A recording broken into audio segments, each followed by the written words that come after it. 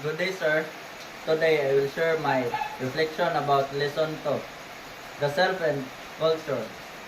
I realize that the way we see ourselves is deeply influenced by our culture.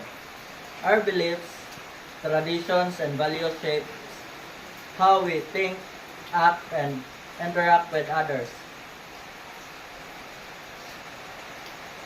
For example, in Filipino culture, we are taught that the value of respect, true po and opo, and the importance of the family through close family ties. This shows that the self is not individual. It is connected to the society and culture we belong to. Understanding this helps us appreciate diversity and respect other differences. The self cannot exist alone. It is always connected with culture and the other around us. Thank you.